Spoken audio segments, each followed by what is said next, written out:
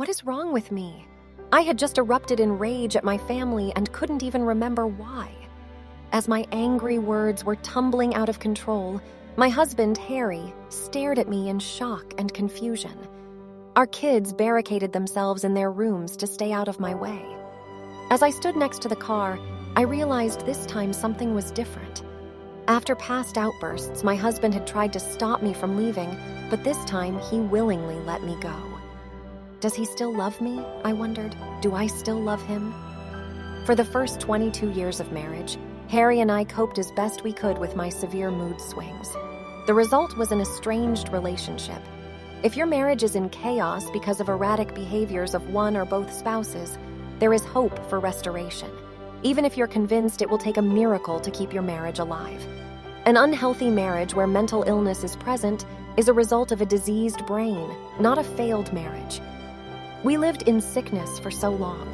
For more than 2 decades, we hid our problems even while treasuring our children and attending their wide range of activities.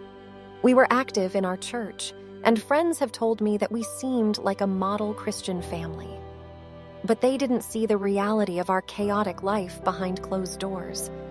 This is how extreme my moods were. One day, I was invited to teach a women's Bible study, and I bounced around the house collecting my Bible, computer, and other supplies. The following day, I continued to feel elated, and not only finished the Bible lesson, but also cleaned out a couple of closets and made a nice dinner for the family.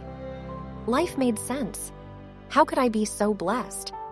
I was thinking, I'm so excited to teach Bible study at church. I love these women. I have lots of ideas. I want to start on the first lesson right away. I'm so glad they asked me to teach. After 2 upbeat days, I crashed into depression and could hardly leave my bed. Doubt and fear gripped me. Life didn't make sense, and I felt lost. I pulled the covers around me and clutched a box of tissues. I began to think, I'm so tired. I don't feel like doing anything, especially more Bible study. Why did the church even ask me to teach? I'm not that great at it. What if I say something wrong? Maybe I should tell the women I'm not available. I think I need a nap. During the down days, I doubted everything, including my husband's love. I told myself, he can't love me. I'm a horrible person. Those phrases ran through my mind along with unreasonable guilt and shame. I was denying, avoiding, and resisting change. As my symptoms worsened, my husband began to experience increasing resentment. Where was the woman he married? As his frustration grew, he began to withdraw into his own activities. Despite our challenges, we didn't want to end up in divorce. We believed in the permanence of marriage described in Mark 10:6-9. We prayed individually and sometimes together that God would bring reconciliation and renewal. At my lowest point, I left the house rarely and learned to hide my mood swings from everyone except my family. I hoped they would still love me despite my behavior. That's what family does, right? My husband didn't know what to do. My kids fended for themselves. One day, my oldest daughter stood in my bedroom doorway, my other 3 children standing alongside her. "Mom, let's go for a walk," she suggested. "No, I'm too tired," I said. "I just want to stay in bed." Our roles felt reversed.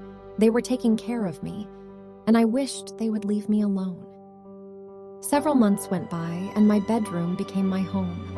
One day, as I contemplated how the world would look without me, I felt the Spirit's presence for the first time in months. He pulled me out of my bed and onto my knees. Ready or not, God made it clear the time had arrived for healing. "Lord, help me," I prayed. "I know I need help. I don't know what to do." Sobs racked my body. I realized I had to get well for myself and for everyone around me. That day was the turning point for me. Only the person with the mental health concern can take the first step in the healing and recovery process. With that step, the door opens for family and friends to encourage the spouse to persevere. I received professional help, which especially helped me with my untrue thoughts and distorted thinking patterns. I also had to make serious lifestyle changes Among other, a healthier diet, no compromise on exercise, and plenty exposure to the sun. I thank God for never giving up on me, and my family for so patiently supporting me. If you are going through some mental health issues, don't walk the journey alone. Reach out for help. God is always by your side. He's the greatest counselor and friend. Let me assure you, two are indeed better than one because they have a good reward for their toil.